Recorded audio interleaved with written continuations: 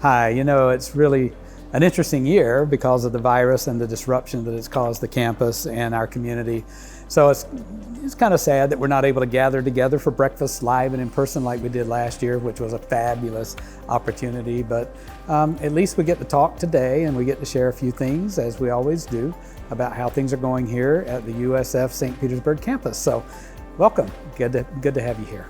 In terms of the coronavirus, our students have been remarkable. They have done everything that we've asked them to do. They sanitize their areas, they wear their masks, they wash their hands, they keep their distance, and we've had infection rates that are remarkable. You can count on one hand the number of our students who are in residence on this campus that have had to go into quarantine. I'm really proud of our students, and they've kept everybody safe, and they continue to do that. The racial unrest in the community and the marching and the protests, of course, we absolutely understand and have no problem with those peaceful demonstrations. We've always been very attentive to the needs of individuals on this campus. We're an inclusive community. So we've always had the Chancellor's Advisory Committee on Diversity and Inclusion on this campus that works with us and advises me on things we need to do on campus to make this the inclusive community we want it to be. They've always been in place, they've always worked with us. We're very happy with what they've been doing.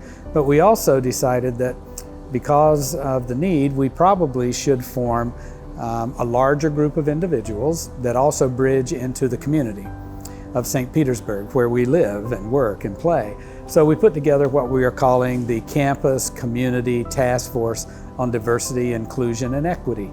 And it's a task force of individuals from the community of St. Petersburg, from other higher education institutions in Pinellas County and our own individuals from this campus, working together to look at identifying what we could do here that might be impactful in the community and supportive of people in the community, and what the community's doing that could be very informative and very impactful for our faculty, staff, and students on this campus. So we're meeting monthly, and we have several initiatives that we are going to be working on that this group of individuals has identified as priorities for us, and we're very excited about some of the things they're planning to do. The Osprey opened in the fall. Right now, they're working on the bottom floor food facility, which will be a remarkable place where students have many more choices in dining than they've had before. It should be completed by January on the bottom floor. The Osprey itself is an incredible facility, and when we're able to bring people in to give them a tour, we want to do that because, to be honest, the top floors, the views out of the top floors of the Osprey are $1 million views. Even better than our dean of the Kate Tiedemann School of Business and Finance upstairs in this building, and the $1 million view he has, these are just as good. So we're really happy with that facility, and students are very excited about it. I've talked with students who live there, and they think it's just a wonderful place to be. So we're really excited we were able to open that in the fall. Well, Davis Hall, the largest classroom facility on our campus, as you may know, the entire second floor has been completely gutted and is in the final stage of complete renovation. It'll be much more open, much more light will be coming into it. It'll be redesigned for the 21st century, and it should be completed in November, and we will be able to bring back into the second floor all of the faculty offices and student classrooms that we lost during the renovation. So we're excited to be doing it might be a virtual ribbon cutting, but at least it'll be a ribbon cutting and a reopening of the top floor of Davis Hall. I'm really pleased with our friends who have continued to support this campus despite those unforeseen circumstances that we find ourselves in. Well, Kate Tiedemann School of Business and Finance, Kate and Ellen were able to contribute to the college again, this school again, to endow a finance professor's position, which solidifies that position in this school. And finance, of course, being part of what this school is really focused on, really solidifies that program well into the future, which was just a remarkable thing for them to do. They were able to contribute to the Stay Afloat Fund, at USF St. Petersburg campus, which provides assistance to students who have temporary financial difficulties that prevent them from continuing their education. So because of their generosity, we had students who were able to complete their degrees and continue towards a degree that would have otherwise had to stop out because of the virus and the disruption to their lives. This year, Dr. Bill Heller, a longtime leader on this campus from way back, before I was a known name here at all, passed away. And Heller Hall, of course, is named after Bill and his many contributions to this campus. He was a long-time stalwart of this university setting. He really got us through many changes that had to occur over his time here. When I came, he was the dean of the College of Education here on this campus and director of the Bishop Center for Ethical Leadership, which he grew into where they're able to function now as a USF-wide Center for Leadership. We had two individuals retire this year who have had significant impacts not only on this campus but on their profession. Dr. Ray Arsenault, in history, he is renowned throughout the world for his work and for all of the publications and books and movies from his books, of course, that have come out over time. And Ray has announced that he will be retiring at the end of this fall semester. He's been a strong advocate for this campus. He's been a strong advocate for USF. He's an icon, and he is leaving us. Also, Dr. Helen Levine, who has been our Regional Vice Chancellor for External Affairs and Governmental Relations. She's been an outstanding right arm person for me in this position because she understands the lay of the land in Florida. She understands how everything works, how everything is interconnected, and she has been also a stalwart in promoting the value of this university campus to this community and in helping everyone stay in tune with what we're all about here. We will miss her greatly. Also this year, we were able to welcome a new dean for the College of Marine Science, Tom Fraser, who is a remarkable individual with a huge background connected at the highest levels of Florida in the world of marine science and marine life. We're very privileged to have him as part of our leadership team at the University of South Florida St. Petersburg campus.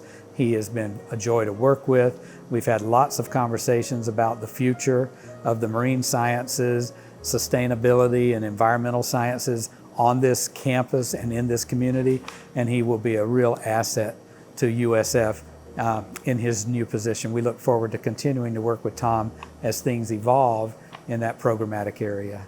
The Innovation Scholars Program, you may not know a lot about that. We've tried to keep information in the news about it because nobody else in the state of Florida at the university level offers that kind of program. This is very distinctively USF St. Petersburg campus, and that is a distinctive program here. We started a year ago with the idea of every new student fresh out of high school coming here should have an opportunity to get into the field, get into an organization that they can receive some mentoring in, related maybe to their field career they might think they want to do, but even if not, at least they'll get mentored into what does it mean to be a professional working in that organization.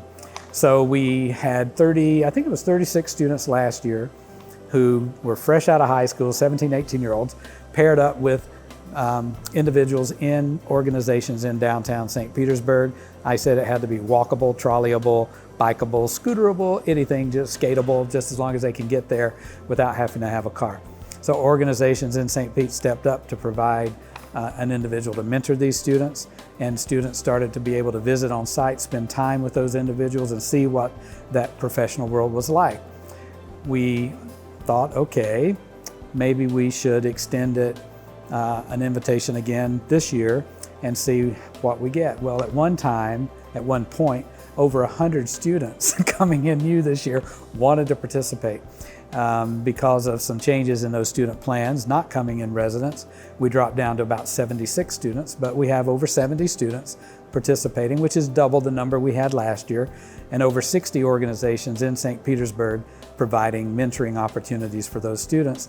And now we're looking at moving that Innovation Scholars Program into a second-year experience for those students so they continue to be able to understand careers, professional preparation for those careers, resume writing, job interviewing, all of those things that are going to help lead them towards an internship, and then when they complete their degree, employment in a career in a professional position. We're really excited about where that program's going. In terms of access, as you know, when consolidation happened, the admission criteria changed, and we had to raise the bar in terms of traditional freshmen, first-year students coming out of high school. Higher GPAs, higher SAT and ACT requirements were put into effect. So we knew that that would have a little bit of an impact for a while on our ability to draw those students in and get them admitted here to this campus. So we worked with St. Pete College, where we already had what we call FUSE, which is a 2-year seamless transfer program, AA degree to a BS or BA degree with us. We implemented what is called Pinellas Access to Higher Education, PATH, and we just put that into effect a year ago. We have 4 individuals hired as staff who work in the public schools, in the high schools in Pinellas County, primarily in the St. Pete area, South St. Pete. And they work with the families and students in those schools to help educate them on how to be prepared to go beyond high school, whether it be to St. Pete College or USF or USF St. Petersburg. We don't specify that. We just help them understand how they get prepared to go where they're wanting to go beyond high school, how to get financial aid, how to go through the application process, how to get ready to matriculate. And right now, I think after 1 year, we have 76 students at St. Pete College in the PATH program planning to come here as soon as they complete their obligation at St. Pete College. The difference is from FUSE, FUSE has specific majors, 19 majors that are fused together. PATH does not care about the major. It's not about the major. It's about completing these requirements at St. Pete College, so you have a seamless transfer here along with a scholarship to support you initially when you come here, so that those students can still have that transfer experience be very seamless for them. There's also we call it a program, but kind of an approach to help take our students and partner them up with seniors in our community, primarily close to campus and senior communities here that were pretty isolated when the virus struck, and those senior communities really enforced and had to enforce people staying home and not going out into the community. So we developed what we called Friends of St. Pete Friends, and it was taking students who volunteer to be paired up with a senior citizen in our community who is basically isolated, and get them to communicate with one another, get them on a regular schedule of communication, whether it's a phone call, an email, a video conference, chat, whatever technology or non-technology works. It was just to get them paired up. We had students, we didn't start this until last April, and so the semester was pretty short, the time we had left, but we had over 25 students who agreed to participate back in the spring and then got paired up. I know we've had students respond back that it's been an eye-opening experience for them, and I hope it's been a remarkable experience, of course, for the seniors, because they learn from college students their perspective on life, and college students learn from the seniors their perspective on life, and there's a bridge created that wouldn't have been there if we hadn't said there's got to be some way to help ameliorate, this sense of loneliness that will come from being isolated. So we're very pleased that program continues, and we hope if there's a need that it'll continue to grow to help address that need in St. Pete. In terms of fundraising and advancement on this campus, we have now, for the 5th year in a row, exceeded our goal, which is a testament to not only the friends of the university that stepped forward to really invest in us, but also to that team of people that work in advancement and all of the great things that they do. We couldn't do any of this without our friends and without the guidance from those individuals that help us do that, because all of our students benefit from that. That is the most important thing to me, is that our students benefit from those external resources that are brought to this campus. So thank you for helping us exceed our goal again. Those are a few things we've been doing for the past year since we met last, but there's still things to share, and there's some other individuals that are going to share some of those things with you, and I'm very pleased that they have that opportunity to do that with you, and I hope you enjoy the time.